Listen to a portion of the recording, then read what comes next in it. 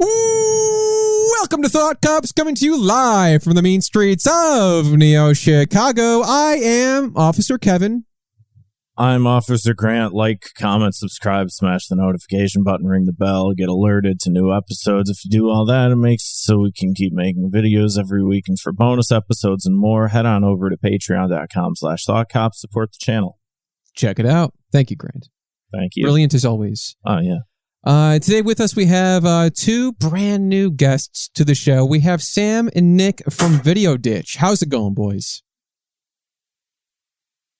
Go for it. Sam's saying he wants Nick to go first. Go for it, Nick. You know, as neophytes, acolytes. You can already pick up on the vibe of what the show is. He's like, you go, I know. and I'll go. Shot out of a cannon. Okay, now you.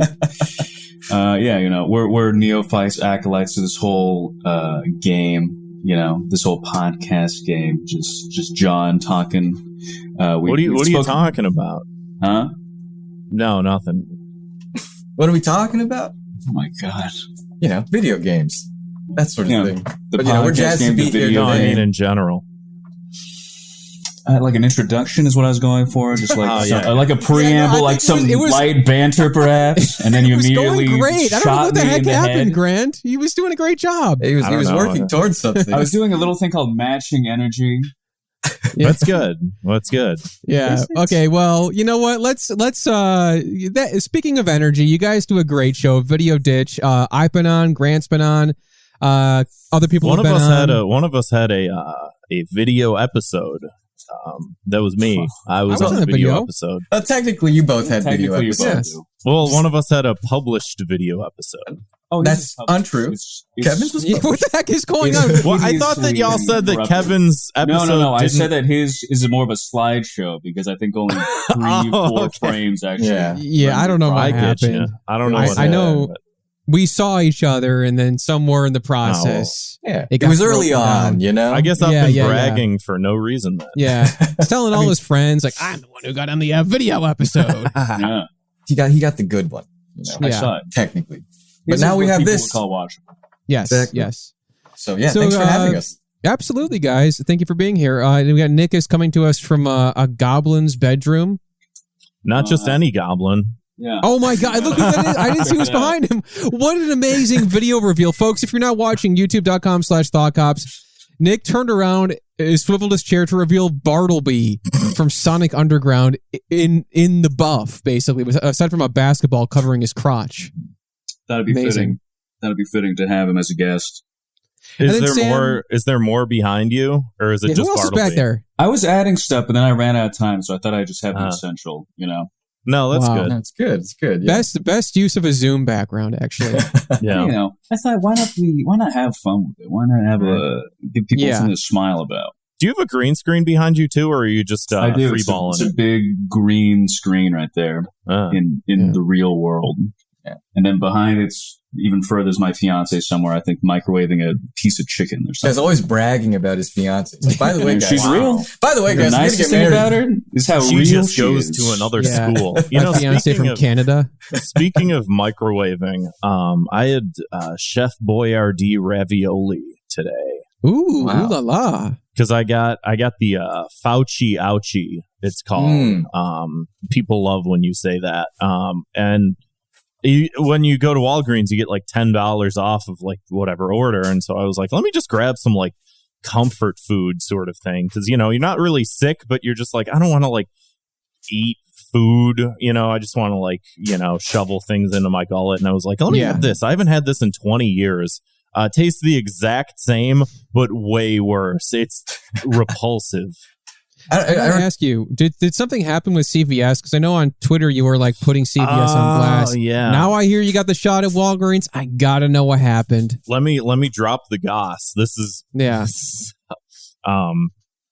very important to talk about because I was looking. I'm like, you know, I'm going to be out of the country in like 2 weeks. let me get some of these shots because I would hate to waste couple $1,000s on a vacation because I got sick, sort of thing, you know. Yeah, that would suck.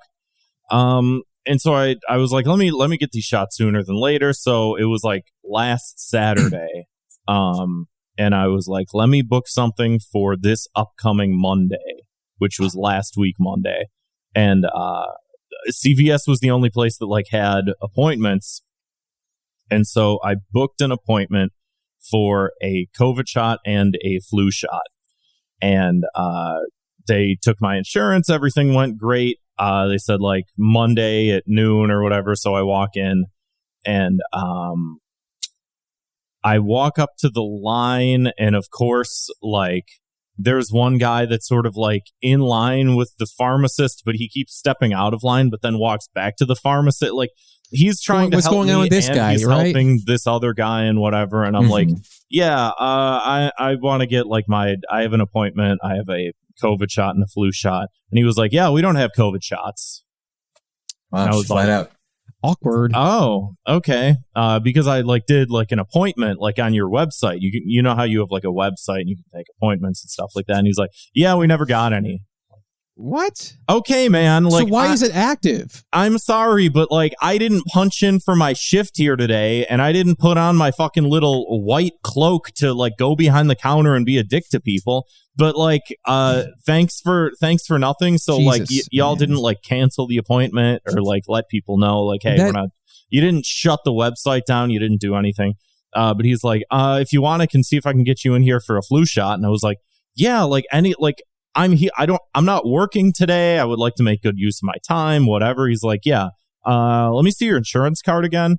And he looks at it and he's like typing on the thing for a while. And he's like, yeah, we don't take your insurance. Try Walgreens. It's like, what the fucking kidding me? What the fuck are you fucking doing? What are you good for? I love what American are you good healthcare. for? Yeah. Insane. Like, it's like, see, this is why you just don't even bother.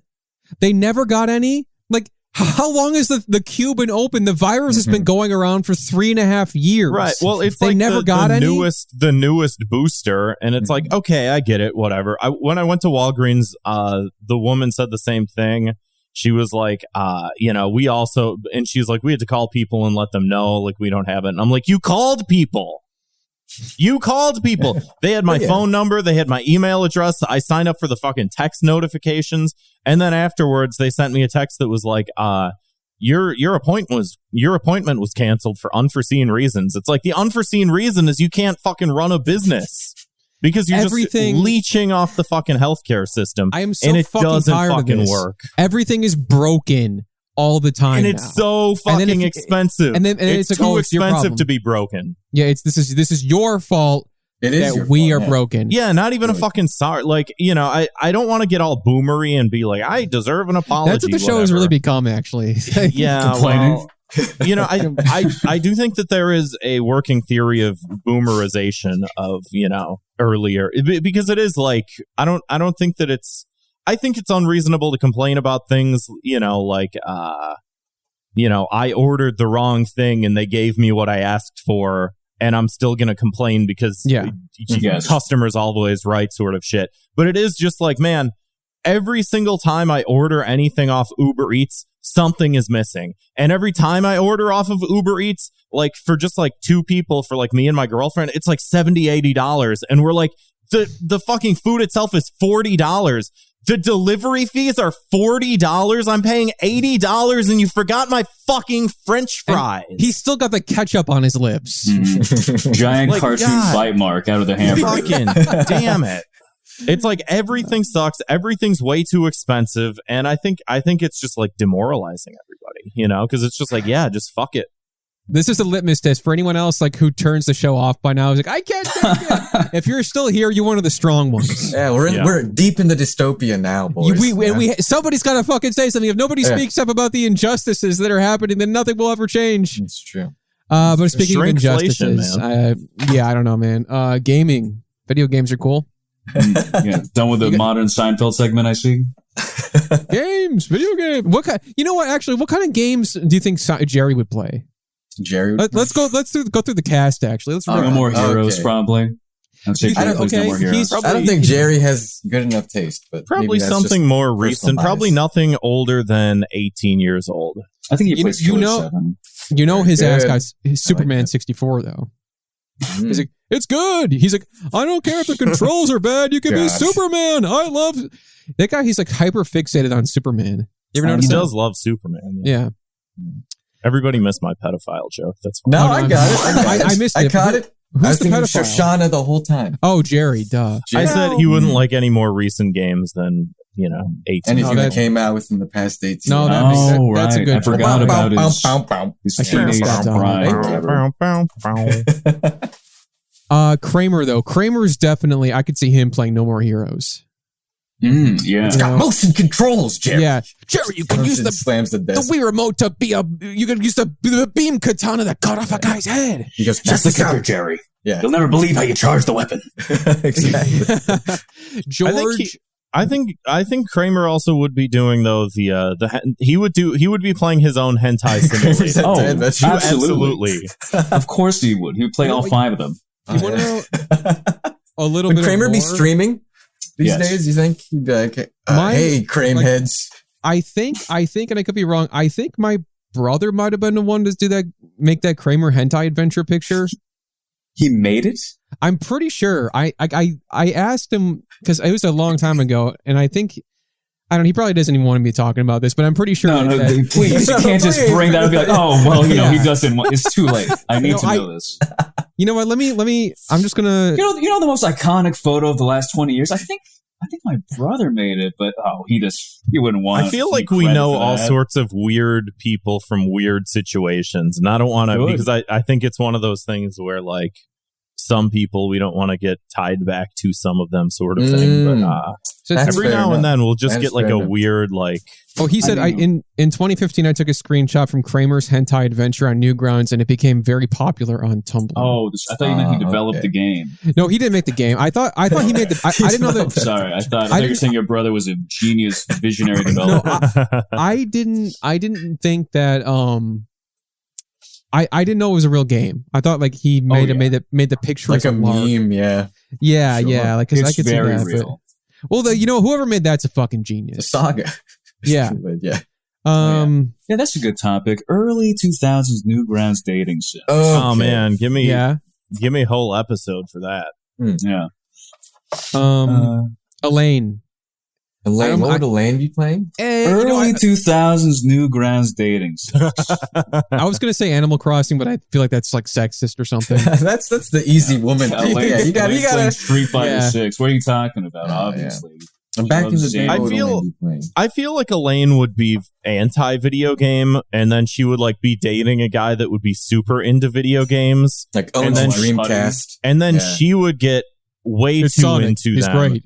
And Yeah. so Putty. she would be dating him or like maybe something where you can be like competitive, like Mario Kart or something like that. Yeah. And Putty is like really into Mario Kart, and then Elaine hates it and she judges him for it, but one night she stays up all night like practicing Mario Kart, getting really good with it, and then Putty's like, Elaine, you being a gamer is a little bit of a turn off, and she's like, you're breaking up with me because I play video games?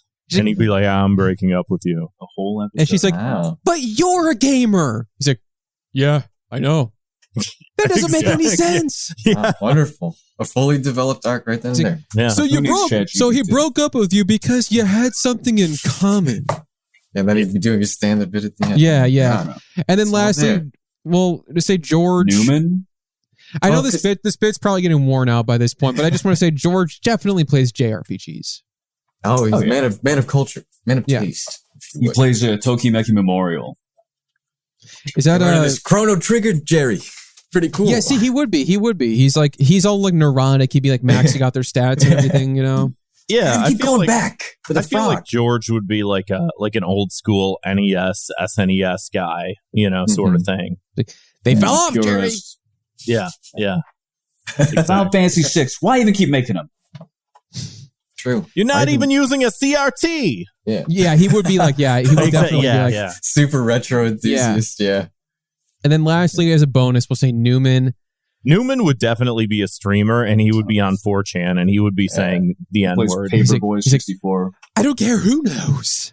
You know, but he'd be like playing like CS:GO or another hyper competitive. Yeah, he'd be an FPS Yeah, guy for just sure. talking shit.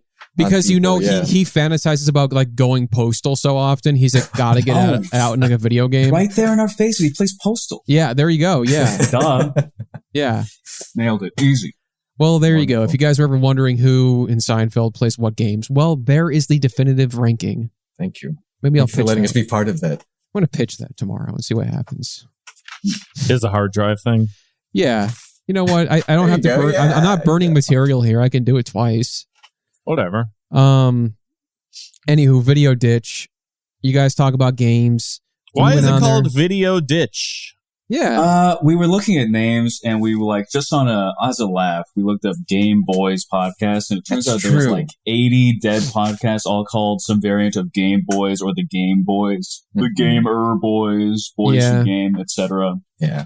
I was thinking of doing like a Dreamcast kind of play on something because I love Dreamcast Dreamcast. is good. That would be a good name of but a it podcast, probably also Right? But it's exists. already been, It exists What several about the times Game over. Girls? You know, That would be false. You don't have to be. Yeah, it doesn't have to be. Like, just trick people.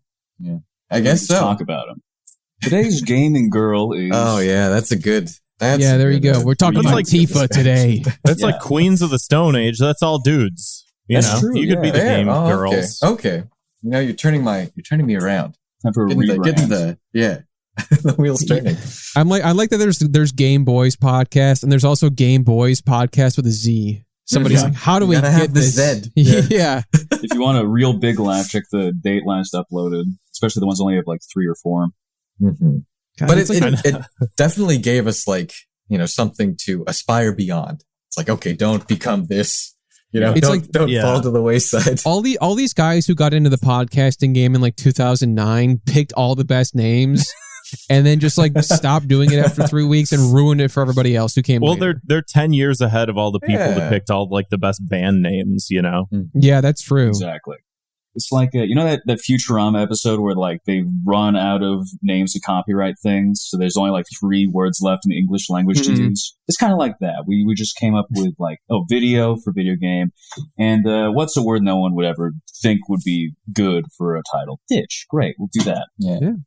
And I think over time it kind of became this like, the ditch itself kind of became part of the show, the metaphor. Exactly. The lore, yeah. Yeah, just throw it into the fucking ditch. It's garbage. It's whatever. Okay. Yeah, we root in the muck. We're like hogs, wild boars. At times, sure. We snort. We find truffles, and the truffles are, the independent games that we discuss. Yeah. Now, Lately, speaking wow, of- there's that's a been rich something, lore. Yeah, every great podcast has to have rich and possibly confusing lore like this one. I mean, Contradictory, prone to Yeah. retcons. Yeah. exactly. Yeah. Actually, The before, best kind. I do want to talk video games. We got a lot to get to here. No. A lot of different stuff, but also I want to bring back a segment into the show we haven't done for a while because we've been putting up some clips online on TikTok, on YouTube, on Instagram, Reels, Shorts, what have you. And we put up one recently that got, well, let's just say a weird comment. And I think it's worth isolating and pointing out because it was so weird that somebody would look at us and infer this specific thing from us. And every once in a while, I like interacting with some of the comments because it's just like, hey, say more. I want you to keep going. And so this person did. Wow. Oh, I Should gotta hear the whole back Should I and forth. play the theme Oh, song? look at Yeah, this. no, this Well, is a real. We got a banger this, theme song here from Nick himself. Oh, here we go. Yeah, So I got my foot in the door, folks. All right. From my heart to my iPad, why don't people understand my intentions? I'm just watching you for your reaction while you have to listen to this.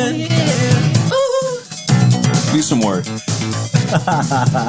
use a remaster. Weird comments. All right, that's Oh, I get it. Yeah, I get I it. said it. Yeah. I said it. Oh, okay. From my hand. Weird Very good. comments. Yeah. Thank you for. I think I just said that as a joke. I'm like, what if it's like the Oingo Boingo song "Weird Science" and then bam, you had it for us. It did happen. I had a whole plan. It's like, I'm going to make this. I'm going to keep saying close personal friend Kevin, and then he's not going to correct me, so I'll just be on the show.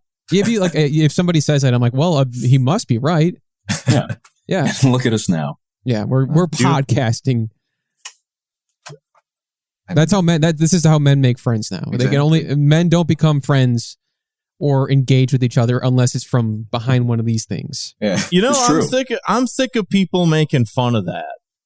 You know what, Grant? You know? I'm right. I'm being like, I've been so gaslit. I'm not saying you, Wait, making No, but making you're fun right, of which because I know aspect that of you're this? referencing like I'm the referencing, general whatever. but I've also been But- gaslit. But you've been gaslit. Honestly, Kevin, I think you're a victim. You know. That's what I'm always saying. Do you have the comment pulled up here? Oh, yeah. I got it if you don't. Actually, yeah, you have the TikTok, but I do have a screenshot from you. So this is on, we clipped, so in the episode with Mimi Yori and Cheesy Manfredo, Kevin freeballed a 4-panel comic idea. Well, I just had an idea for a funny premise, and then Cheesy said, I'm stealing that and turning it into a comic. And so he did. He stole it. He turned it into a comment. Into a comic. He put Kevin's like watermark weird comic at the bottom.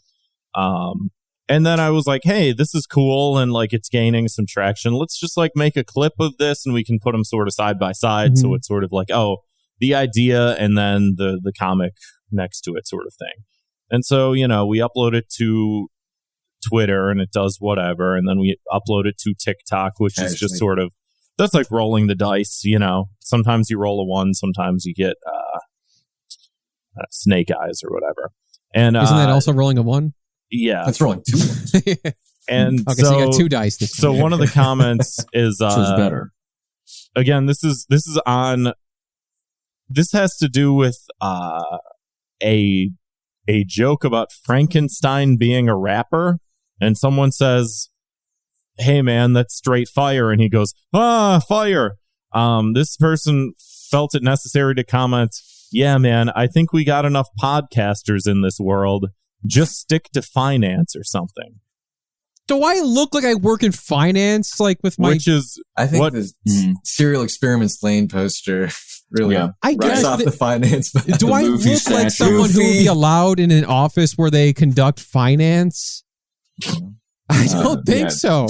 To him, you look like the Wolf of Wall Street. Yeah, literal Wolf. None of us did. And so I asked him, because I was like, well, that's a very specific critique. Like just call us losers. You know, sensing projection. That'd be cool. Yeah, I think so. That'd be fine. I'm fine with that, but I'm confused with finance, you know? So I ask him, I say, who do you think looks most like a financier? The guy with the anime toys, the cartoon character, the guy with the clown on his lap, or the weed dealer looking guy? The weed dealer looking guy. Just because my hair is long and I'm like, okay. I don't know. What do I look like? A weed dealer guy? I don't know. Whatever. You look like a hacker from the 90s. You look like, I'm in the net. But those are the sunglasses. White Morpheus. White Morpheus. Well, speaking of White Morpheus, the guy did respond back. He said, #white demon, attempting to talk to me. Almighty God, please banish their soul to purgatory. Oh. Okay, well, he got you there. He got your ass with that one. Yeah. Full schizo. Did anything else happen after that, Grant? No, I got bored with it. Okay. Yeah. It was that was funny enough. And then I think you guys can understand why I thought this was worth bringing the segment back for. It is a truly weird comment. Truly. Yes, the white demon segment. It's got layers. Yeah. Yeah. Right. The xenophobia makes me think like, oh, okay, this guy might be from overseas. You know, and then the finance comment, maybe he's like a depressed salary man in East Asia. And he's like, I hate these American podcasters having fun. Fuck these guys. Essentially a sub-story in Yakuza. Oh my God. Ooh. Is what you're saying. It could be.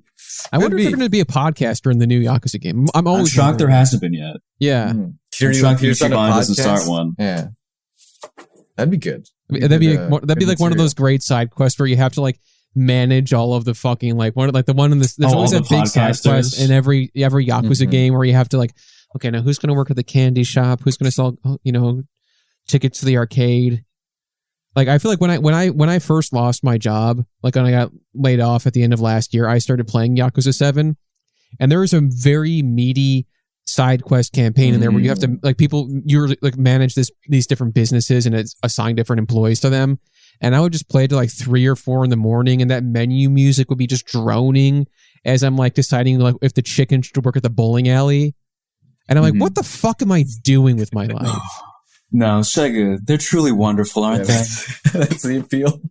They got me. It's really wonderful. I mean, we're in the same boat, I think, all 3 of us. Although I was just staying up until 3 and then waking up very early anyways. But it was worth it to see the numbers go up. It made me smile very wide. Yeah. Once you figure it out, it's super, super fulfilling. But speaking of games, though, we all so there's been this trend on social media lately. I think was it topsters.org? Yeah. Now I think that the Topster, like at the first time I saw someone post one, I'm like, how ugly is that? Like you have to like squint to see the little like This tiny fucking text. grid. What am I looking? I know, and like you got to like squint to see the tiny like words and everything on On there. the side as well. Yeah. And like I'm really bad at like picking like favorite things, like in like rank. I know I like things, but I hate like picking favorites. It's narrowing hard, it down. man. Mhm. I'm just bad at it. Like I like things, but I don't rank them. That's why I think I don't know. People are going to get mad at me again for this, but I think like Letterboxd is like really self-indulgent because it is like that. And like I think it's a great tool for like keeping track of like things you want to watch. But like when your whole, I'm just going to shut up before I just piss more people Before you off. piss someone off. It's real masturbatory. I hate it. Yeah, actually, Letterboxd. the opposite. What was that, Grant? Actually, the opposite of what you said. Like I can hear that. Oh, No. yeah. You know, I just like as long as you're fucking listening, man, I don't care. I made you mad. Hey, thanks for coming. So I ended up like thinking about it because I'm like, at first I'm like, I'm not doing one of those. And then I thought about it for a day. I'm like, well, what if I did though? And then I made one and I'm like, I'm not satisfied with it. I'm going to sit on it for a day. I'm going to come back and look at it later. And I made one. And then I think I know Grant, you said you made one privately, right? Yeah. I couldn't do a whole 25. Okay. That's fine. It's 25 is just a lot. amazing. Yeah, Amazing. 25 is a big number of games. Zwick did 50. Dude, fuck Zwick, man. Get a life. Loser. There was like a thread on Twitter a little bit ago, maybe like a week or two ago, and it was like, oh, pick like your favorite song, but like no repeats of like albums, no repeats of artists and whatever. Like your top 20 songs or something like that. And I went through and I like made one and a bunch of people made one and it was sort of a thing for like a week and whatever. Mm-hmm. And I remember there were a couple people who were quote tweeting it and going like, no one cares about your favorite thing. And it's just like, listen, man, like 10 years ago, I probably would have agreed with you. But at this point, it's like this website is nothing but like Nazis and like dog whistles and people saying slurs and not getting banned for it. And like it hurts my eyeballs and my brain to look at it. So honestly, this is all that I care about is like, what are my friends' favorite things? Like, what really true. Yeah. You know? Like, it's like, I'm going to disrupt the whole political discourse happening on Twitter and say, you know what? I like Legend of Zelda Ocarina of Time, and I don't care who knows. Yeah. Bring back sincerity. I know that's Bring very back brave, sincerity. very bold, brave choice to make, but I like it, and I don't care who knows. Exactly. Yeah. All the bravery of an out and proud Weezer fan. And I really like. I have been enjoying like a lot of people in our Thought Cops Discord. Which if you're not in there, check it out. We got a link to the server in our episode description. Whether you're listening on YouTube or Spotify or Apple Podcast or anything, check it out. Good group of people in there, and people were sharing a lot of their favorite stuff. And I don't know, it's interesting. I did a games one, and I also did a movies one. I want to do a movies one. The movies was easier. Like I thought it would be harder because I'm like, I feel like I've definitely seen more movies than games because you can watch a movie in like 90 minutes to 3 hours. Yeah. But the ones that stick with you though, like I think you remember those movies like pretty easily. So I thought it'd be harder because there'd be more to choose from, but I got it done in like 5 minutes almost. I'm like, okay, fine, there we go. Pretty satisfied with that. But I think like as far as games, like let's I kind of made this without like it was in no particular order because again I'm bad at ranking things. So it's like here's generally my top 25 games, Mm-hmm. Did you try and do the thing where you avoided like, oh, let me try not to do like too many from the same developer, whatever? Yeah, because that was a thing. It's like I don't want to list like 7 Legend of Zelda games. I like all the Grand Theft Autos. Yeah. I thought about that too. It got harder as I kept putting more time and effort and thought into it. That it was like, you know. But it's also like it's your list. There doesn't. It have is to your be list. like you like it's what you like. I had the same thought, Graham, but then I'm like, why am I appealing to other people with some fucking? Who am I trying to impress? Thank you, Sam. Who am I trying to impress? That's why you have to put no thought into it. It's just the first thing comes to mind. You put it on the list, and then you say, "This is my definitive tiered list." This is exactly forever. How it is. And like, I also feel like there's like stuff I've played, like in like same like movies I've seen or games I've played or whatever. It's like some stuff I feel like I've seen so recently that I'm like, would it be on there? I need more time to chew on that. Yeah. Like, I don't know, but I don't know how you guys want to discuss this. I mean, everything is subject to change, right? Yeah, exactly. Yeah. Let's all take turns.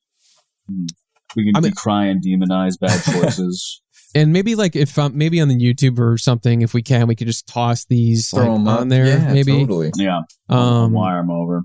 Yeah, I mean, like, I feel like mine, like, at least half of these probably are from Nintendo because I played a lot of that growing up. And are there any discernible patterns you see, like, within your own list, right? Because I see that with mine, definitely. Yeah, and I definitely had, like, I have, like, three Marios, 3 Zeldas, 2 Yakuzas, Lost hearing for a second. 2 Metal Gears, 2 Metroids. I don't know. I guess I got, like, Zelda Ocarina of Time, Super Mario World, Yakuza 0, Super Metroid, Super Mario 64, Banjo-Kazooie, Chrono Trigger, Stardew Valley, Star Fox 64, Cuphead, Metal Gear Solid 5, Animal Crossing for GameCube, Super Smash Bros. Ultimate, Castlevania, Symphony of the Night, Yakuza Like a Dragon, Zelda Link to the Past, Mario Odyssey, Kirby Superstar, Metal Gear Solid 3,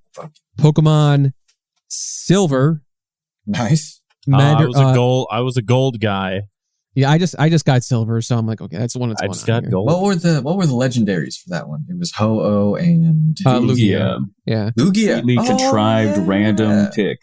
And then the last row is just Metroid Zero Mission for Game Boy Advance, Earthbound, Donkey Kong Country 2, Dragon Quest 11, and Zelda Majora's Mask. I felt like that was one thing I was like, am I really about to put like 2, like even like you said, Grant, multiple Zeldas? I'm like, am I about to put two Zeldas from the same system on this list? And I'm like, yeah, I am. Yeah, it's hard for me too because it's like, obviously I really like Tears of the Kingdom. I think it's one of the best. But it's also like, yeah, do I do Tears of the Kingdom and Breath of the Wild because they're almost the same game, which is not good, you know. But it's also like they're also good. Yeah, it's hard because then it's like I want to rack my brain and think like, but what else have I played, sort of thing. But also just like, yeah, I don't know if I spent 300 hours on both, like like what was the rationale for your picks? Like, was it like a mix of nostalgia or like the quality of the game design or like what this did for the industry as a whole? Did that matter to you? All of that, honestly, all of that. Okay, like I that was think, kind of me too. Yeah, like games that I think that were super important for like all of gaming, and games that like meant a lot to me. Like I put like the Animal Crossing for GameCube on here. Yeah, you can do like less stuff as some of the newer ones, but like there's something about like the music and the feel of that very first one and the nostalgia, admittedly, that I have with it, where it's just like really hit me, and I'm like, that's got to go on there. Yeah. I realized listening to your list, I don't think I have a single Nintendo game on my. Oh, okay. Okay. Well, that brings us some nice variety. Yeah. But I don't know. Same trends. Yeah. Do you want to go ahead and read yours then? Yeah, Sam, go ahead. Yeah. All right. Better make it good. To start off, I put Power Stone 2 for the Dreamcast. Okay. Like formative gaming memory, and I feel like that's important enough to be put on the list. Yeah. Another World. You ever played that? It's like a Sega Genesis game. It's rotoscoped animation. Out of This World. Out of This World. I'm looking at it's just a 1964 soap opera. That's correct. It's it kind of like the reason I put it on the list is because it sparked this love for like cinematic storytelling within games, and I think that it's impressive for coming out like on the Sega Genesis for being this really, minimalistically designed kind of thing. Game Grumps have kind of taken the piss out of it, so it's whatever. But they don't like it. I enjoy it. Hey, do those grumps like anything? Yeah. I got Shenmue. Shenmue. I couldn't pick one or two, so I kind of cheated there. That's a game I really want to play. It's hard to recommend, but it's also like, if you like it, you'll like it a lot. Right? Well, like I was, and I'll keep it brief, but like I was like watching, what's like, I know I posted it in the Discord. That one guy does the long 6-hour videos about games. Robinson's or Rob. Okay. Nick Robinson or whatever? No, not Nick Robinson. I was gonna say Super Eye Patch Wolf Rogers, maybe? Yeah. Tim Rogers. He did like this video about this game called Boku no Natsuyasumi. Oh, Action Button. Yeah. And he did this like 6-hour video. I watched like maybe 2/3 of it. But like it made me really love games. I just feel like it's like it doesn't even have to be about winning or losing or fighting or anything. It's just sort of like vibing and feeling like not even like a strict story per se, but like and then he kept referencing Shenmue and I kept seeing clips from it. I'm like, man, I just want to like be in that world and just chill. Yeah. But it's definitely part of it. That's definitely like one of the things that's kind of formed my taste around games. I really do value those experiences where it's like I can just be in this digital space and kind of like experience an atmosphere. Yeah, 100%. Right. And I love that. Right? It doesn't have to be gameplay all the time. Yeah, you get it's like a nice palate cleanser. But too. that's the difference between Nick and I, which I love. I didn't say anything. I saw your face. I saw it looks like my face is getting red with rage for some reason, but I'm actually quite calm. I look fucked up. I don't know what's going on over there because when I was on Video Ditch, you were becoming like exceedingly purple. I know. I'm turning into the fucking red Oni. Yeah, he had one of those grimace shakes. Oh man, dude, those were so fucking good. Hey, that's not a green screen. Yeah, well, hey, that's just a normal wall. Oh, you're a big fat phony.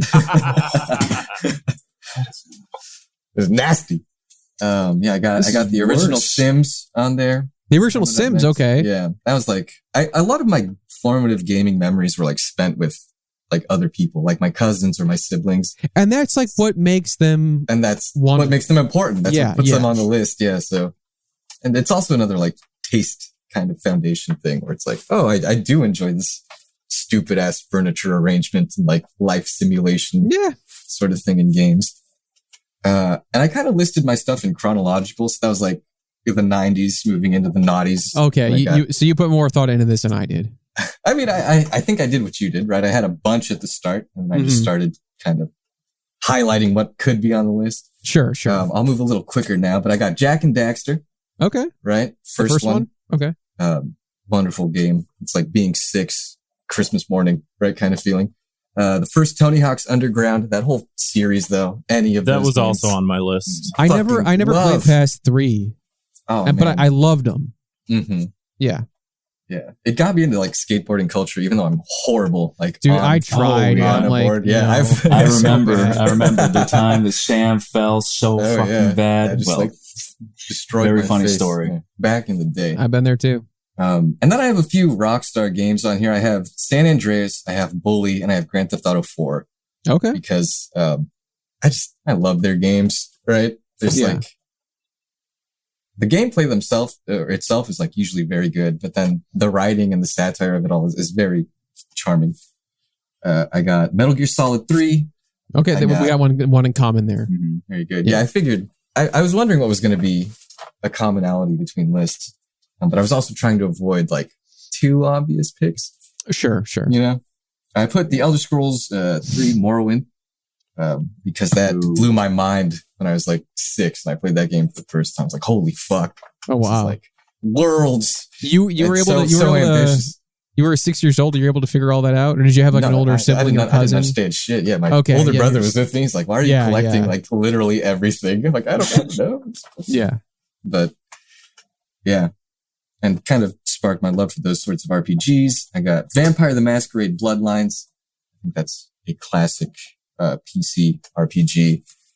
And it also kind of led to a love of like tabletop role playing, like exploring that medium outside of gaming. Okay.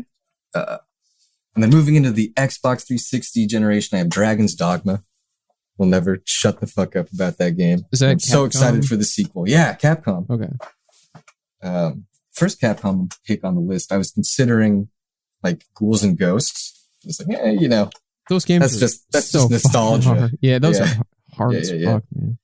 I got Max Payne 3, I got Sleeping Dogs, and then moving further into the future, I got Streets of Rogue, Yakuza 0.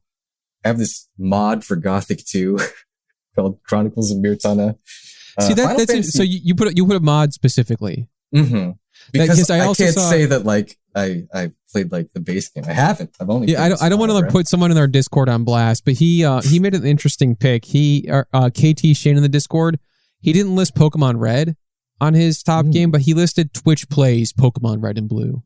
Okay, like does that count as a game? I wasn't going to question it, but I was like, well, that's an interesting pick. I didn't. Yeah. I'm kind of surprised it's even like listed as an option to choose from. You know, like was it because the experience itself of like playing with the community made it? I guess. Better? I mean, it was a pretty cool thing when it happened, right? Mm-hmm. Yeah, I recall. Sure, I think that kind of shit. It was like a moment impressive. in time. Yeah, better than almost anything happening now. 3, but and then finishing up. My last few ones, I have Final Fantasy 15, which is the only Final Fantasy I put on the list. Interesting. I kind of wanted to pick one that was controversial. Yeah, people noticeably not 7. Yeah. How many have you played? 7. I mean, so I got into the credits. Tragically, not many. Okay, but I have played 7. I've played 8. I've played a bit of 9. I've seen 10, 10-2, 12. Didn't really play any of the 13. Like trilogy. You didn't miss out. I have played 14, and then I really liked 15, and I'm currently playing 16. But the older ones, like the SNES ones, I actually haven't experienced. Yes, I've only played 6, 7, and 9. So you've played like mostly good ones. Yeah. Yeah. I feel like I've seen the spectrum. Yeah. Right? Because sometimes Final Fantasy is like really like Japanese pop. Yes. And then other times it's like really like deep into the and I feel like you picked the most Japanese pop. Oh yeah, it was like the most boy band game. Yeah, but something about the structure of it was like really appealing to me. Like you're just on a road trip, and then it has this like day by day structure. Yeah, you know, you're going out for food. You're just chilling into it. And then finishing up, I have Devil May Cry 5, another Capcom pick. I have The Last of Us Part 2 because that's more like a gameplay, like, I mean, story-wise, too. That game was fucking awesome. Mm-hmm. I don't care about the controversy. That shit was fucking sick. I think that's kind of blown over. I haven't played the second one. I played the first one, like, when it came out, but I liked it. Yeah, no, I think you'd enjoy it. The show's pretty good, too. Yeah, love Pedro. Then finishing up, I have Red Dead Redemption 2, Disco Elysium, the Resident Evil 4 remake from 2023, and then Cyberpunk 2077. Because I've been revisiting that one. So I feel like you have the newest one, or you probably have one of the newest games on your list out of any of us, like one that came out a few months ago. Yeah, I suppose so. Yeah. That's fair. That's fair. I want to play it. I realize my list is pretty like it's modern, relatively modern.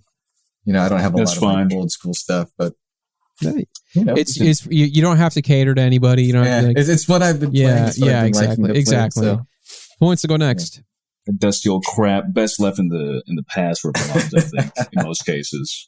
Like, you know, I want to hear what Grant has picked because he's kept it private. Well, it's not. And you not said really, you struggled to pick like a fair amount. I couldn't pick 25. You know, that's honestly. Fine. So I as I was making a list of like, oh, these ones are my favorite, I was looking at like other people's lists to be like, well, what have I played? Because like it is one of those things sometimes where it's like, I can't list 25 games right now, and like you think of some and you're just like, I don't like so much shit, or like sometimes you play however much shit in like college or whatever, and you're like, yeah, but I was just playing like whatever because other people were, you know, that sort of thing. Yeah. So I made a separate list of things that I would like to play. Okay. Just shit that like I haven't gotten to yet, like. You mentioned Disco Elysium. That was on a bunch of people's lists. Never played it. Zwick bought that for me. He was like, he bought it for me on Steam, and he's like, you really need to play this. And I haven't played it yet. I haven't played it out either. of Baldur's Gate 3, I guarantee you. Never touched Baldur's Gate 3, but I know I'm right. I feel like Disco Elysium, I haven't played it either, but like that feels like the most Grant game I could possibly think of. Yeah, I need to do it. I think you'd enjoy it. It's very, very good. I think you'd fall in love. Maybe. I don't want to be like, oh, I know what you'd like. You know, I hate. We are actually underselling it right now. But yeah, I don't want to. I believe you. Yeah, it's just it's a time thing, and however many hours I've poured into Tears of the Kingdom, and I still haven't beaten it yet. How many hours are we at now? Off the top of my head, I don't know, 100 4 or 5. So. Oh. No, it's not that much. Not yet. I have Disco Elysium, Undertale. Martin got me a cartridge of Mother 3. Still would like to play that. Still haven't played Metroid Prime. Would like to play Final Fantasy 6. Because you played 7, right? Yeah. Yeah. And 7, I was sort of like, I don't know. I feel like it was one of those things, if you grew up playing it, like, it was probably great, but I was like, man, this is boring and slow moving, and I'm not getting as much out of it as I would like. You are correct. That's what I was like. That's fair. Totally that's fair. what I thought. I just didn't connect to it, and that's the thing about making these lists. Is like, is it just nostalgia, or is it like actually good? Yeah. And like even with that game, like I didn't play it until maybe like 5 years ago, and I had like just those when it came to the Switch, right? Yeah, they had those like quality of life enhancements with all these new ones where you can just like speed it up if you have to grind or like do this different stuff. Like that made it like infinitely more playable to me. Yeah. And like I don't think I would have enjoyed it maybe as much if I didn't have that. And I think my tendency is to not want to use those, and then after however long, it's like, man, I've played this for like 100 hours, and I you want the authentic feel. Yeah, you want the authentic feel, but it is like, oh man, games were just different back then, and I don't have the rose tinted glasses with it. Totally. As an adult too, you don't have the time to like grind. Yeah, exactly. Yeah. Not a lot of games respect your time. And it sucks because it's like I've always wanted to play that game, and then you play it and you're like, oh, I don't like it as much as I thought I would have. But, that's just... I don't know if you're going to like 6 much more because of that. And I don't even know if there is a version of 6 that has that speed up feature, because I just played the raw Super Nintendo version, and I just like... Yeah. Well, no, maybe. It's on the list, though, so we'll see. Okay. On here, I have Pokemon Gold, mind-blowing when I was a child, Paper Mario 1,000 Year Door. These one are of my games you favorite have games. played. Wait, these are the actual list of the tops. I gotcha. Nice. Majora's Mask. Again, that's like Mask Hand Ocarina, I guess. You guys like Nintendo or something? Tears of the Kingdom and Breath of the Wild. It's like 4 Zelda games, I guess. Hell yeah. Consistency. Chrono Trigger's on there. Smash Bros. Ultimate is on there. Earthbound is on there. Really like. I only just played Earthbound couple however long ago. Really liked it. Tony Hawk's first Underground game. Loved that. Hell yeah, that's a fun mutual. Yeah, and I liked it better than the second one, which was the Bam Margera game. It was just like Jackass the game. Yeah, I think that's the one that opens with him like beating his naked dad on a rooftop, right? Yeah. I also have Stardew Valley. I have any Tetris game.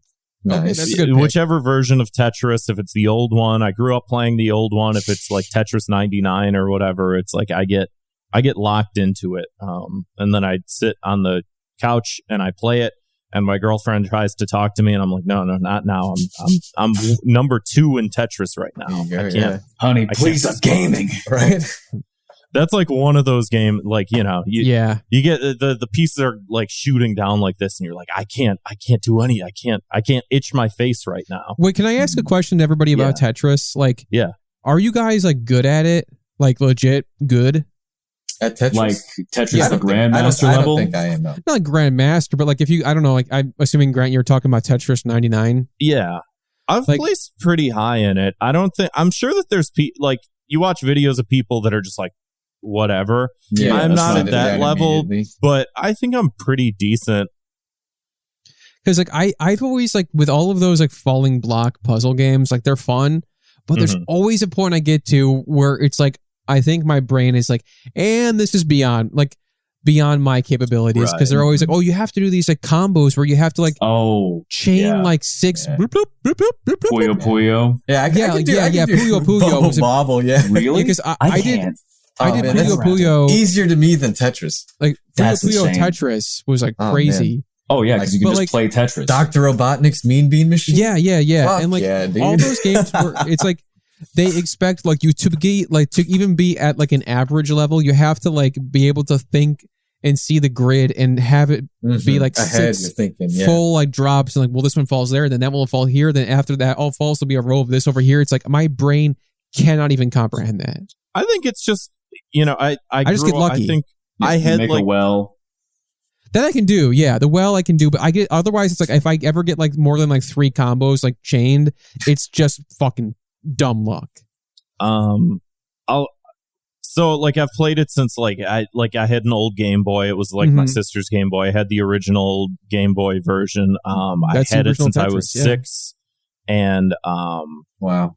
It was one of those things where like on the old Game Boy version, it's like you could set like I can't remember, like there were certain things where it's like you set the level like parameters or whatever, and it's like you set it to like, ultra speed every time. Well, not just the speed, but there was a thing that was like, if you set like the height of where the blocks start at, sort of thing, and then if you set the speed to 9, and I remember like my 8-year-old brain being fried, going like, what the fuck, and then eventually you just sort of get it or whatever, and I think like now it's like. I'm not a huge Tetris person or whatever, but it's like I pick up on it, and then once I pick up on it, it's like a heroin addict getting a hidden heroin. I was going for riding a bike, but that also works. The thing that I think is difficult is in some of the newer versions, they add like a couple different things that were not in the original one. So my brain understands the pattern recognition, but in Tetris 99, it's like, you can attack other players, and it's like, I don't know how to do that. You can also store a brick for later, which I can do, but it's like extra RAM that I don't have in my brain at the moment. And then the last thing is like T-spins. I don't fucking understand them. You spin the T. You spin thank you. The T-shape one. You can get it into corners that it doesn't fit by like I don't fully. I've watched like YouTube videos on it, and I still don't get it. You've got like an 8-frame window to twist it as it's falling, and then it can like slide into a thing, right? Or even just like the weird sort of like delay that you get. Yeah, it's quite simple, actually, quite easy for me. But yeah, I think when I've played Tetris 99, I'll get to like. I don't think I've ever came in first, but I'll never get win like the battle royale. Fourth. I don't like know a top 10 placer, top 5. Yeah. I don't know if I've done the royale. Well, you know what they say, top 5, same thing as first place, essentially. Then I got on here Vice City. Wonderful. I got Super Mario RPG. Hell yeah, classic. Yeah, it's weird. I guess. 1,000 Year Door and Mario RPG. I also like original Paper Mario. Well, you're starting to sound like Nintendo. They're putting both of them out within the same time frame. Yeah, perhaps Nintendo. I got on here. I feel like I had to put it on here. Cookie Clicker. Okay, is this a genuine pick, or is this just because you felt I feel like so I had to make it like a genuine thing, because I know that it's like the joke meme game, but every now and then I'm like, fire up Cookie Clicker. It means something to you. I'm gonna get into it. Yeah, you brought it back. Yeah, okay, hell yeah. Along those lines, the OG RuneScape. Many good years were had in the computer lab in middle school. Never got into that, but similar gameplay, right? Super Mario World, I guess. Dark Souls, despite the fact that I have not beaten it yet. But I did like it more than I thought that I would. And I guess Mario Kart 8. My favorite Mario Kart. Like I just beat Bloodborne for the first time, and I didn't get through all of Dark Souls. It still haunts me because I feel like I have to like beat every game I start. Yeah, no, I get that. That's a problem for me. You guys have that compulsion.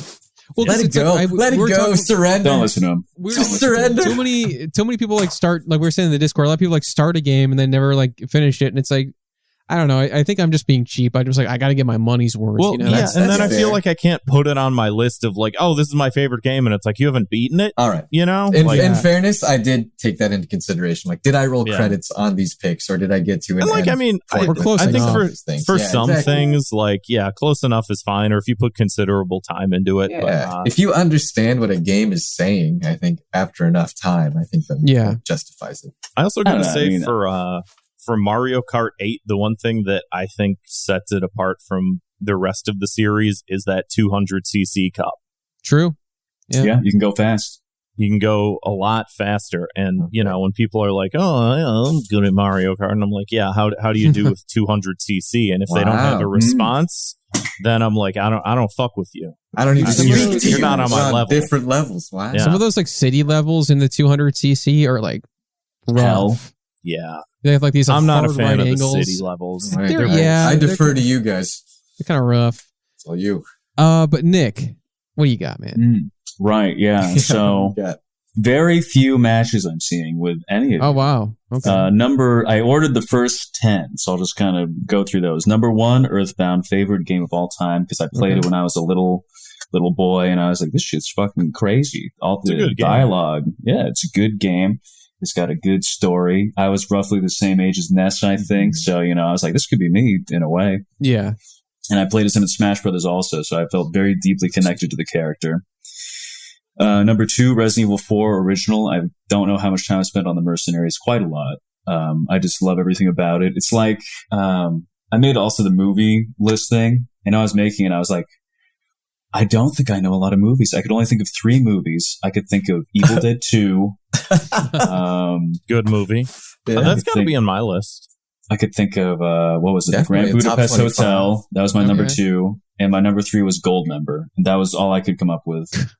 Goldmember is definitely a weird one to be on. It's very that funny. list. It's very funny. Well, If what- you watch it, what- you won't be disappointed. It is. I know. I'm gonna push your buttons on this. What exactly about Goldmember was better than Austin Powers 1 and 2? Thank you. Yeah. I'm It too is afraid to ask. so bad. It's like so in your face with how stupid and bad it is that it just becomes so much funnier than the other two, because it's just like kind of, you know, it just like loops around. It becomes enjoyable in a sick kind of masochistic way.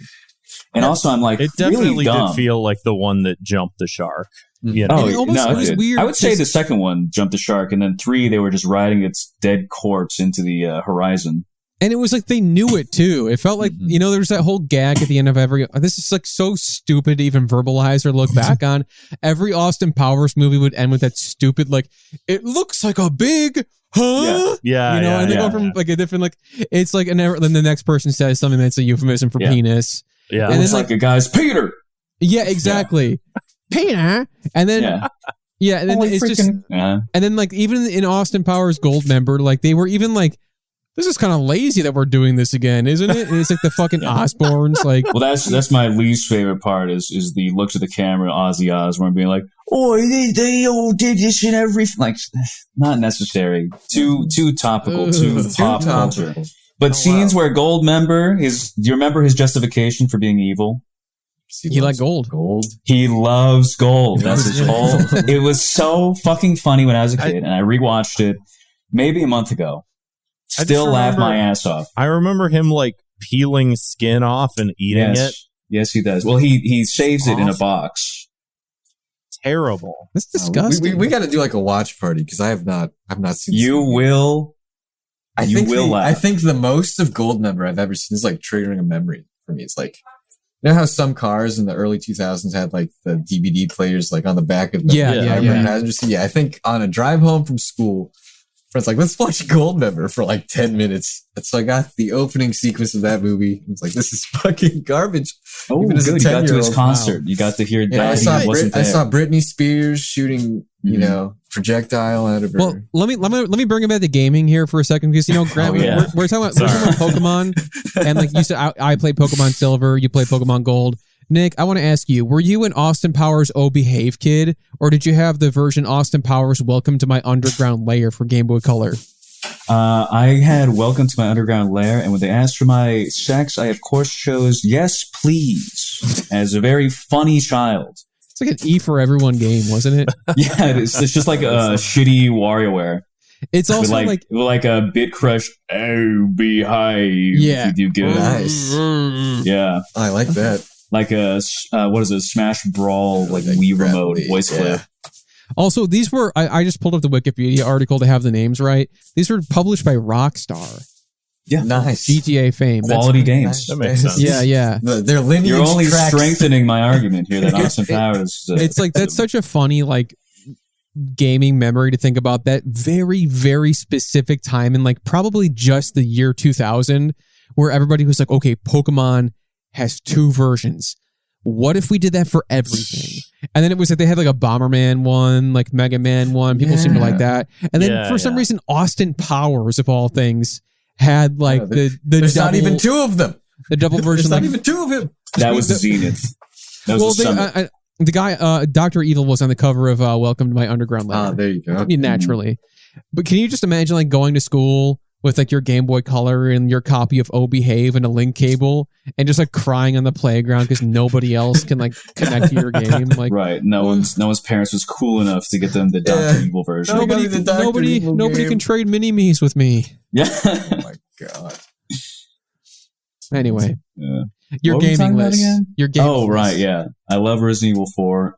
It's like how did I start talking about this? Right, because Resident Evil 4 is like the dialogue. It's like the perfect B movie kind of dialogue. Like really, really little charming, funny little one-liners. I love Leon in that game. What is it, Bingo Night? Yeah, exactly. He's very cool. He's like he reminds me a lot of Ash from Evil Dead 2. Yeah. Wow. Army of Darkness. Yeah. Although he's the one getting the chainsaw used on him. That's the key difference. But yeah, I love Leon. I love the gameplay. I love the story, how just stupid it is. Literally just like the NES game fucking bad dudes. Like, are you man enough to save the president's daughter from zombies? It's perfect for me.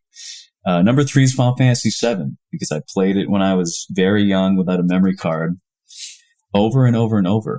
And then I played it when I was older with a memory card, and I was like, wow, there's quite a bit to this game. Yeah. And I think that was the game that kind of made me into a gaming elitist for a long time, because I don't know if you remember the internet and the 2000s, but a lot of people who claimed to love Final Fantasy VII never played it.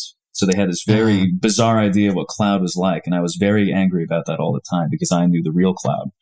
This is just like Mark Roebuck. That's like my older brother. My older brother's the same way that Nick was about Cloud. I mean, I think that I get what you're saying, and I think that that's why for so long it's like I wanted to play it, and then you get this sense of like this is what the game is and stuff like that, and then I played it as a 29-year-old, and I was like, this isn't what I thought the game was going to be like at all. You see, that's the problem. You're supposed to play when you're 12, then you'll love it. Yeah, you also have to play it when there's no other better-looking games on the market. It'll really help. Have you seen like I just started laughing because I thought about like Austin Powers. Austin, so funny. So fun. That looks like a schlong for sale. No, schlong for sale. That's not even a euphemism. No, this guy's just like selling dildos. I guess that's like it's the laziest like transition part of the joke. But as far as like Final Fantasy VII, the remake, there was like this clip I saw of like when Cloud and Sephiroth, like it's their backstory or whatever. Did you guys see like the clip where it's like, it feels like they're playing so much into like the Fujoshi fan base, like just the girls who were like every girl with like they know their fan base. Like every girl who grew up in high school had a Nightmare Before Christmas hoodie and like wrote fan fiction of like Cloud and Sephiroth. That's what the new game is like. That's who that's for. Because unquestionably, like, he's like, you're panting like a little puppy, aren't you? He's like, I guess I'm just excited. That is the exact dialogue. He says that in the trailer? He says that in the Rebirth trailer, yeah. God damn it, I'm on media blackouts. Is that good? Oh, sorry. I feel like I've heard good things about the remake, and that I think it's great. Good. I think it's excellent. And I love Final Fantasy VII. I was completely ready for it to be the worst piece of shit and for it to ruin my life, but I thought it was actually very good. Yeah, I played the demo. It was cool. I feel like I would probably enjoy the remake more than I enjoyed my experience playing 7. I think so. You would. I think so. Just Easier don't even to bother recommend. with the original. Yeah. I mean, really, it's more of a sequel than a remake, but that doesn't really matter. That's fine. Yeah. Anyways, number 4. We Love Katamari for the PlayStation 2. That was a game I posted my list, and then I'm like, fuck, I should have put that on there. It was... when going through this, I just put it on the first thing that came to my mind. I was like, obviously Earthbound, obviously Resident Evil 4, obviously Final Fantasy 7, obviously We Love Katamari. And I think that, I don't know, it's just like everything I like. It's just very fun. It's just a very fun game. You can play for a long time. Very charming, amazing music, great characters, great everything. One of the best soundtracks in any game. Yeah, just I've only played the first one. Is it better than the first It one? is Yeah. an upgrade in every conceivable way. It is Damn. just objectively better in every way. Because I guess And I love maybe the the first one. first one would be on my list, maybe. Which makes me would be. sad that I haven't played this Well, one. I just I played the HD remaster on Switch recently. Yeah. It's great.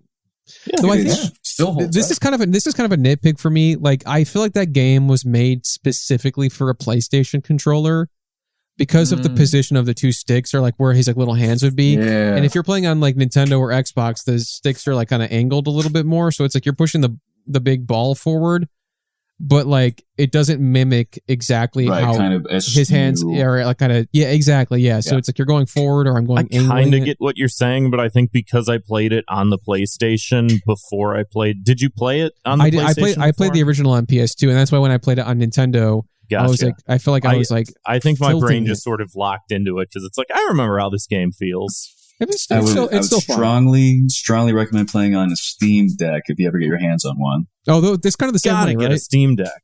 Yeah, but the analog sticks are properly positioned. Yeah. It's got a nice weight to it, so like you're really holding the Katamari, you know? Ooh. You're feeling it expand. Mhm. Whoa. Number 5, Postal 2, because I think it's really funny with the cartoonish violence and the screaming. You can pee on people and they throw up. I am 12. Number 6, Lisa, the RPG Maker game made by Dingaling Games. Yeah. It's, I feel like when Earthbound likes kind of came into their own, like Undertale and all that, this was one of the ones that came out around that time. I just like everything about the story. I like the music. I like the fact it was made by one guy. I think it's everything about it. It's very impressive to me. It's inspiring. It's something I would like to be able to do someday, but probably not. Number 7. Did you play that remake that you were telling me I did. about? He did. I did. We had an episode on. We Oh. did. It's true. Yeah. I messaged Dingling and I said, you should come on the show. And he did not block me, but they immediately released that Twitter update that says you have to pay for Blue to DM people. So I guess I missed my shot. Yeah, I know. Tragic. Number 7, TF2. I just spent an unbelievable amount of time in it. It's the only, I guess, massively multiplayer first-person shooter I really got into. I feel like, that's one of the few shooters that you actually enjoy. I love it. You're not a big shooter guy in general. Not really. No, Yeah. more of a... Yeah, I'm not really either. Like I especially like competitive stuff. Like I'll play like single player stuff here and there. I'm just like I don't know what it. I think it's because like everybody says it's like easier to play with a mouse and keyboard, which I totally get because it's easier to scroll your mouse and like aim. But like with I feel like something about using my like right thumb to like aim with that extra stick. I'm always like fumbling it a little bit more. Yeah. It never feels 100% like how I feel like aiming and pointing like a gun, should feel. I wouldn't know. The joystick. Yeah. Right, I know. I've always got the gun in one hand, mouse in the other. I'm like, there's just something off. It's different. But yeah, TF2, great game. TF2. I think it's great. If it got a revival, I'd be very happy, but we'll see what happens there. Number 8, Wario Land 3, because I never finished Wario Land 4. I liked it a lot. It was kind of like the Metroidvania, multiple stages, backtracking power-ups, Wario Land. Those games like elude me a little bit because I think I played 3 when I was a kid, and I tried going back and playing it. It's so confusing because I'm so like Mario brained when it comes to that stuff, and then Wario Land, it's like you have to like get certain power ups, and he controls so differently. It's cool, and like I like they did something different, but it's like it's a lot hard. I don't know, for some reason, retraining your brain. It feels so similar to Mario, but at the like same time, brushing your teeth with your left hand. Basically, What the fuck? and I'm like brain messing function. up and like getting toothpaste in my beard. That's Wario Land. Mario's like the precision platformer. It's all about jumping, getting power-ups, etc. Wario's like a big, burly piece of shit, goes around, does whatever he wants, gets stung by a bee and puffs up. He's like a crazy guy, Mario's normal, Wario's crazy. Yeah. And you gotta love him for it. He's a little twisted. He's kind of like, imagine Mario, but like fucked up. You want to know how I got these coins? Oh my God. We were doing this stupid ass Joker voice before you came in for too long. I should have held off. let you guys get that out of your system. Quick more. Number 8. Or 9, Metal Slug 3. I really like Metal Slug. I think that it's a great game. Looks great, plays great, sounds great. I like the shooting. I like the characters. I like the sound design. I don't like dying. You die a lot in it, but I think the series peaked there for sure. I would agree with you. I've only played that game like a little bit at like arcades and stuff, but I love how it looks. It's beautiful. It's sprite so work is amazing. so Yeah, good. it's amazing sprite work. It's an amazing game. It's still, I would say it still holds up, especially since now you don't have to actually put in quarters, because I think that is a game that is probably the biggest example of game design to fuck you over and steal your quarters, especially after the second stage. Yeah, House of the Dead, I feel, is up there. Like original House of the Dead. Oh, with the zombies that can just like spawn behind you and beat the shit out of you. Here's another $1. But yeah, I'm totally with you on Metal Slug. Number 10 is the first Psychonauts, my favorite platformer of all time, more than any Mario game, any Hat in Time, anything. I gotta play this fucking game. Yeah, that's another one of those that I've wanted to play for like 15 years. Have you guys played any other like Tim Schafer games? Like they're nothing like Psychonauts at all. You don't think so? You don't think there's like Psychonauts? I'm convinced was a complete accident. It should not. Well, I mean, it's like a bunch of guys who made adventure games. They're like, what if we made a platformer? And they had no idea how to do that. I remember watching like the G4 TV. What the fuck was that one?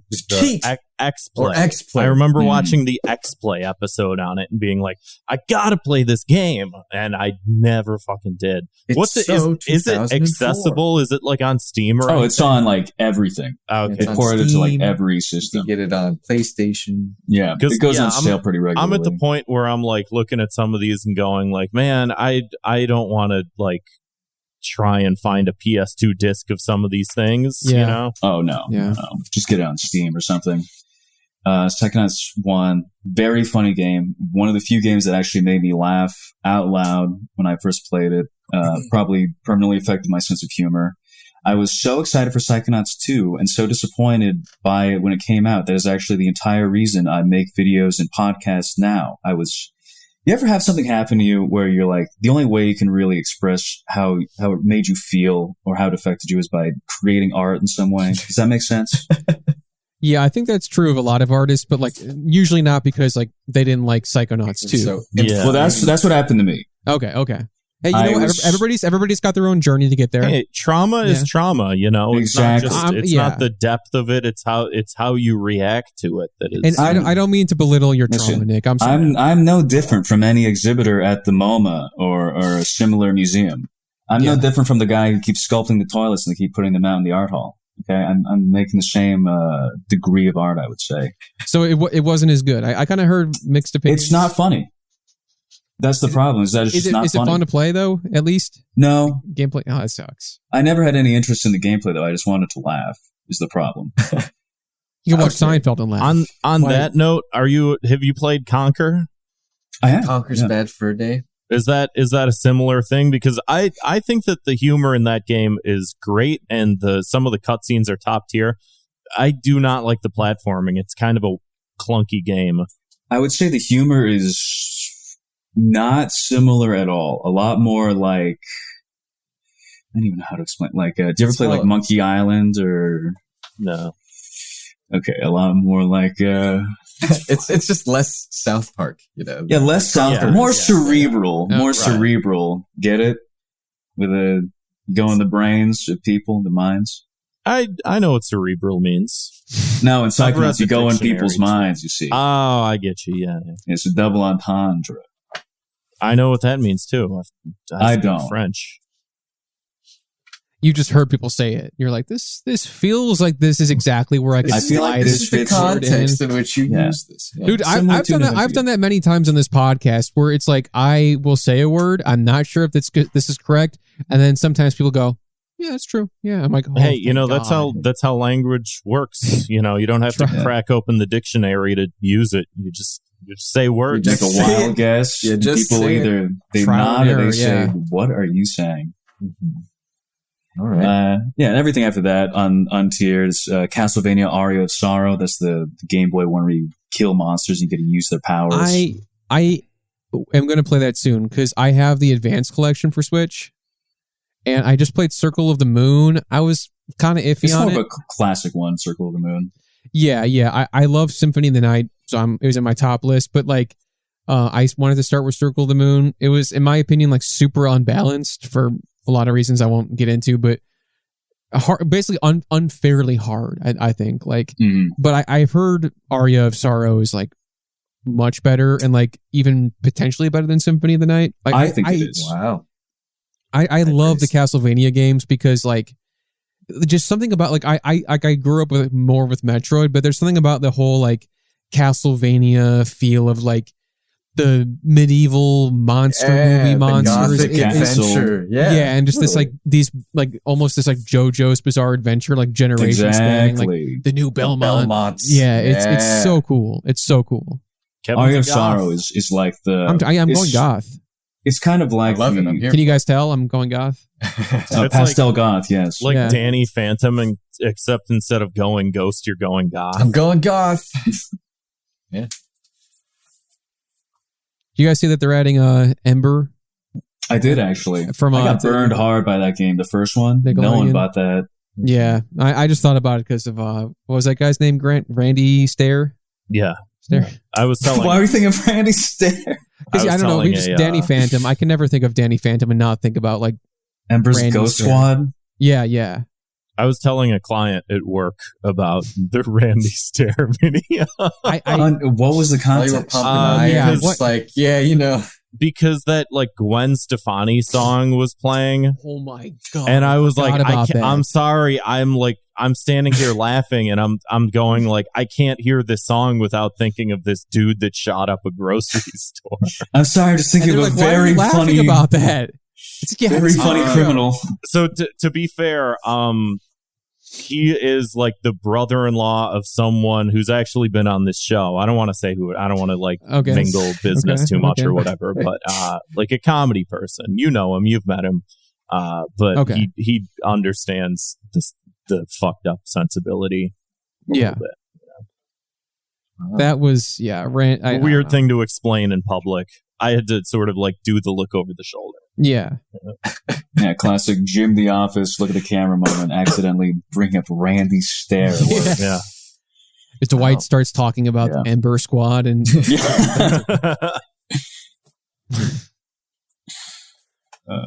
anyways, Aria of Sorrow is a great game. Yeah, it looks fun. It's really cool, yeah. It looks fun, man.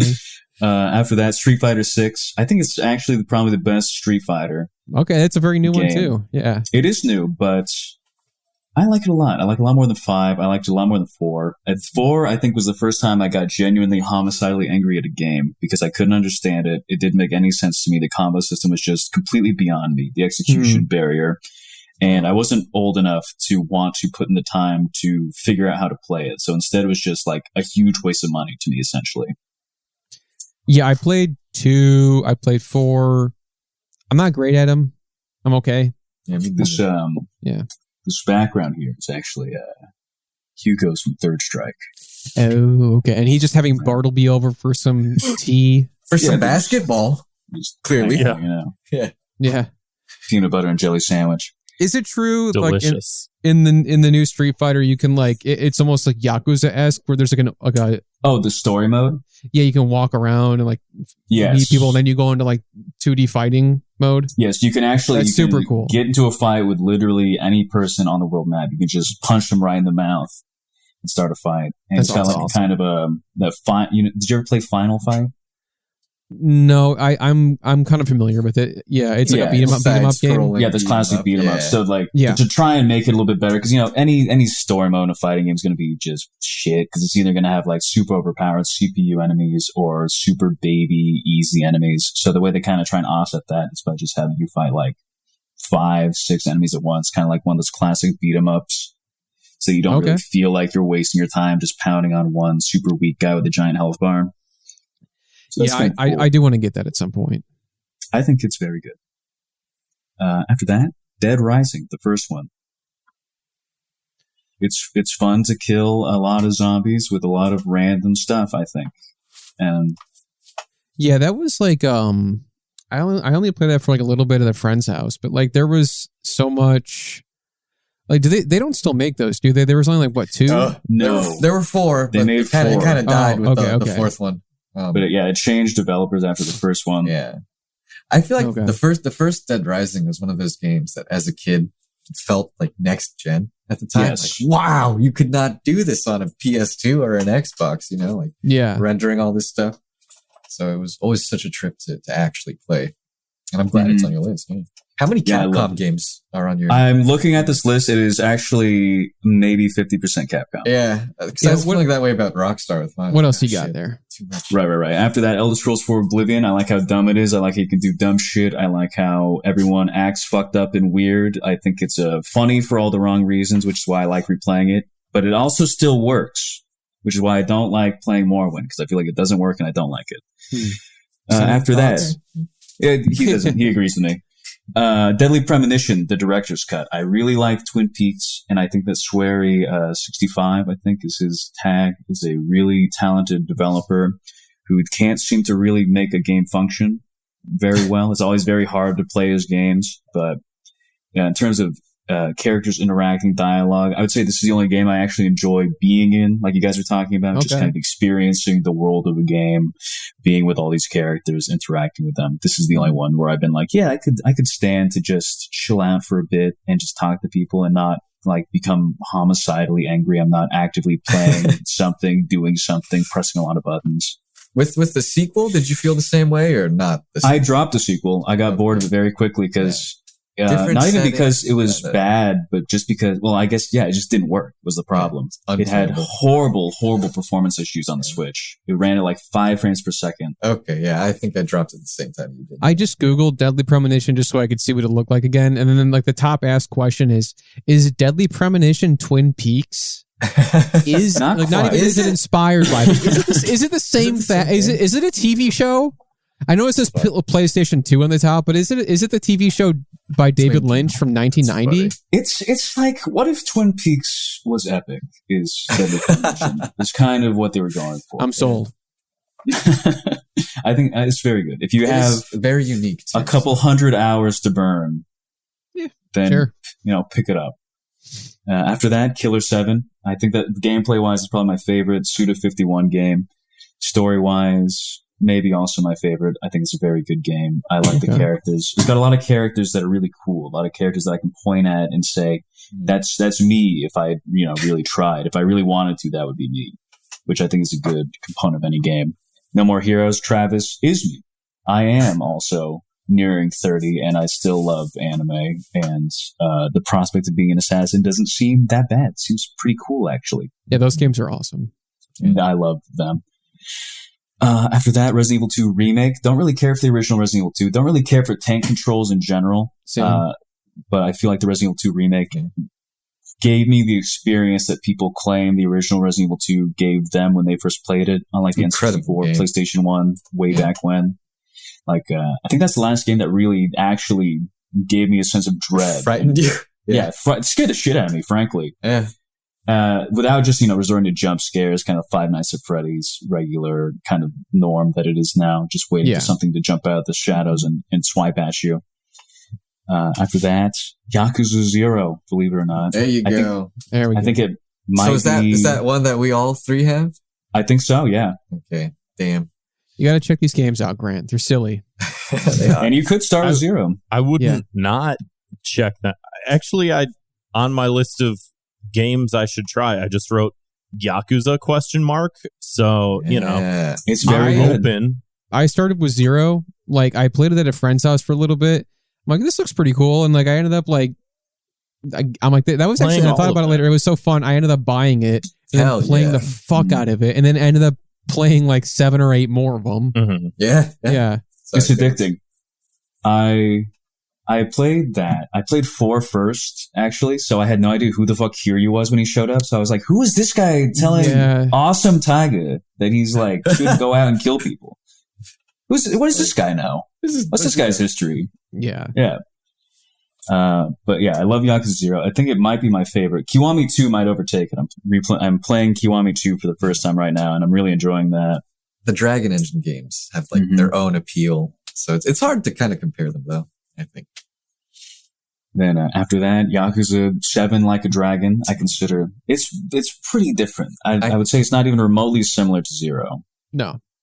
New guy, new battle system, much less grounded, serious story. I also feel like Ichiban is a much wilder, wackier, Looney Tunes kind of guy. It's weird because like it is and it isn't, because it's like the fact that it is so detached makes like the real shit feel like really just heartbreaking and crushing when shit happens. It's like, man, this guy doesn't deserve this, you know? This is like this Dragon is a good Quest in his head. This is a good man. Yeah. Yeah. He is, he's definitely insane. Yeah. I love Ichiban though. I actually think I like Ichiban more than Kiryu. I'm willing to make that claim. New school. I'm into it. Yeah. And last 5, Pizza Tower, which is, I guess, Wario Land, but good. If you're someone who can't stomach the thought of playing a Game Boy, not even Game Boy Color, just a Game Boy game from like 1997, then I would strongly recommend Pizza Tower. It's like the perfect combination of like Sonic Advance and Wario. You get to move really fast. You feel really strong. Unless you're fucking up, then you feel really stupid. Really cool art style from what I can see. Really, really fun, cool stuff. It's worth it. Worth a look. After that, Deltarune. I just like it. Yeah, I played a little bit of that. Grant, have you played that one yet? Deltarune? I have not. I don't know. It's like it's the Toby Fox's like new game, like after Undertale. Toby Fox like Undertale. It's like Undertale. Oh no, I'm sorry. You said you didn't play Undertale yet. Yeah, you should play Undertale. That Deltarune is like pseudo connected to it. It's also free, isn't it? I think it's free. It is completely free right now. Yeah. Yeah, I'd be curious. I'd be curious what you think of Undertale though, Grant, because it's like, you know what? I know we've talked about this, and then we talked about this on the Xeon episode when he was on, about how like, I think I've like just the term Earthbound like is like just become sort of like muddied to me. Is it exhausted to you now?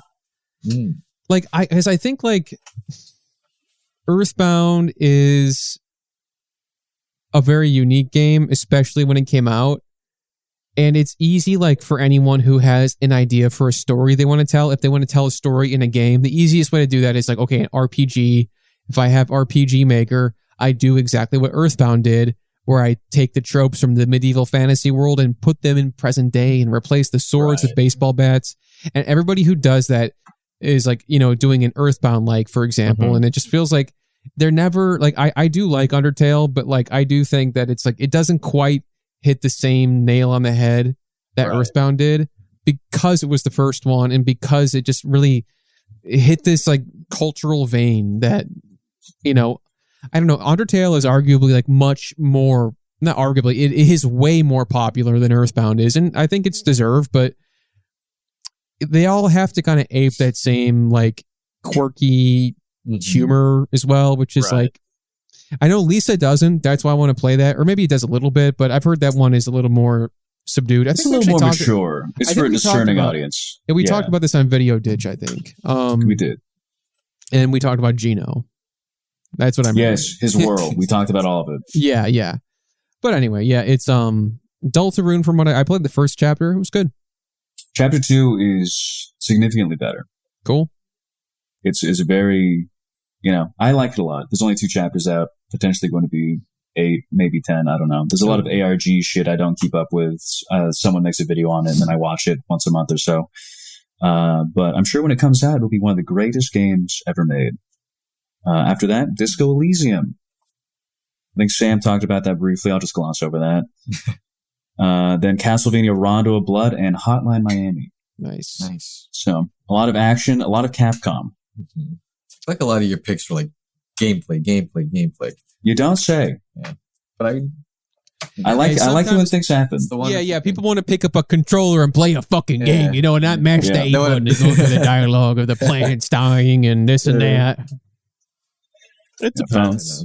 Yeah, no, I also like to read sometimes. I like a nice spread of things. You know, I don't like just finding a hole and burying myself in it. It's like I like, you know, with books or with video games or whatever. I mean, I feel like that's why it's hard for me with video games. It's like, because I also want to do other shit, you know, to sort of fill myself out as a person.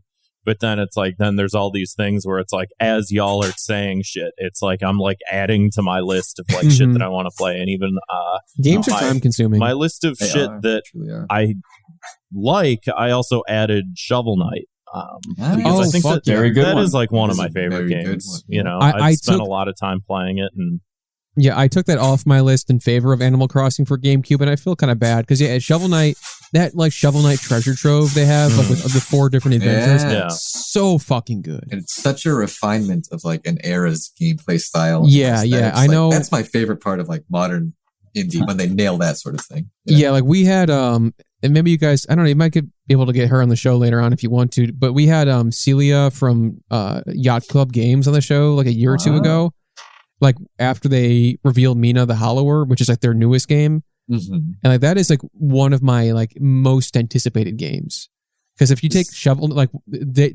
Knight, what they did for like the classic platformers, and it's like they did like that for like the top down Zeldas, right? Game Boy Color Zelda games. Yeah. Okay, I do remember seeing publicity for this. But like elements of like Castlevania and Bloodborne too. Like whip. Yeah, it's like, could that be any better? Yeah, it's made for you, it seems. Yeah. I will say, with these lists, did any of you feel like, I wish I could like include this one thing to like truly represent myself? Yeah, I wish I could include at least 6 more. Yeah, it's like, I don't know. It's hard to like. This is like I'm bad at like I can talk about this stuff, but like I'm bad at like picking like favorites, quantifying, ordering them, because it's like I guess so. It's like even like picking a favorite game. It's like I guess I'd probably say Zelda Ocarina of Time. But I don't know. There's a lot of good stuff out there. Yeah. It was hard to like pick a favorite. Like, is it the kind of game that like if I could only play this game for the rest of my life, like would I be satisfied putting it on this list? Sort of that would suck to only have to play one game. I'd be like, I hate this fucking game. Yeah, it'd be insane. I won't look at this fucking game anymore. I don't care how good it is. Yeah, I think psychologically I have a problem with like favorites in general also, because it's like I have the stuff that I like gravitate more towards, but it's also like I don't just want to do the same things all the time, and like I feel like you lock yourself, like I do it with like food and shit like that too, where it's like I know what my favorite foods are, but I almost kind of try and avoid them so I don't like get sick of them. You know, because you do that thing where it's like you eat so much of whatever, and then you go, I don't want this anymore. I ate it too much. I ruined it for myself. Yeah, did you guys do that with any of these? You know, did you guys also do your top 25 Arby's menu items? I was still looking to go through that. Curly fries. Curly fries. Name one. Yeah. What do they got? The Bronco Berry Bites. It's the jalapeno poppers you dip in like the Bronco berry sauce. How the fuck did they think of it, and why is it so good? Jalapeno popper and berry sauce. Yeah, that sounds like immediate diarrhea. Yeah, I mean, berry like I'm not usually a hot dump. Well, sometimes when you give a Pokemon, when you're plugged up, you gotta have a Bronco berry bite. Anyway, guys, I'm not one of those people that goes, fast food, blah blah blah. But like that sounds bad, man. Yeah, no, it's a nice little treat every once in a while. I don't even think they have it anymore. I wonder why. I think I don't think we have time for the Arby's menu ranking, but I will say next time. Nick and Sam, tell people where they can find Video Ditch, and where can people find you guys on social media? Yeah, well, you can find me, Sam, at the Super Sammycom on Twitter, X, formerly Twitter. X. You can find Video Ditch on Blue Sky. You can find us on YouTube and Spotify. I believe those are the platforms we're on. And Nick, you want to tell them where they can find you at? Yes, I'll be on all those places. I will be Somebody Stop Me on Twitter, Twitch, YouTube, etc. And coming up in November for National Novel Writing Month, I'm going to see if I can take an audience suggestions. Well, what are they laughing at? Me? They're laughing at me? I was going to say. National Novel Writing Month. What the fuck? Stomp on my throat. Fucking idiot. No, it was moron. I wanted to try incorporating creating a visual novel for November using audience suggestions for the choices was my grand idea. So nobody steal that. There you go. I wasn't gonna. So look forward to that. I mean, I won't, but I can't guarantee what the listeners will do. Yeah, they won't. Okay, please, guys, if you're listening to this, don't let Nick do his thing. Man, come on, steal it. Dude, he called Change your mind. dibs. Yeah, come on. He called it, dude. What I do to you? Thank you guys so much for coming on. Glad we're able to get this going. And yeah, check out Video Ditch. I've been on, Grant's been on, Jim from Drink a Beer and Play Games been on. He's been on the show. Yeah, you guys are great. Thank you. Thank you so much for having us. It's been a pleasure. Yeah, anytime. Yeah. Oh yeah. God, what else do I have to say? Am I missing anything, Grant? You're missing voicemails, but we don't have any. So well, we can just specifically told them. I was going to specifically just let it told them. linger. I guess I should mention the Patreon. Patreon.com/ThoughtCops. Oh yeah, we just we just fucking reviewed Blackberry. Yeah. Which I think should be up by the time this episode's out. Probably, hopefully. The movie Blackberry. So check that out. Excellent. Thank you, gentlemen. Yeah, thank you guys for coming on. Thank you guys for listening or watching, and we'll see you on the other side. See you, Space Cop.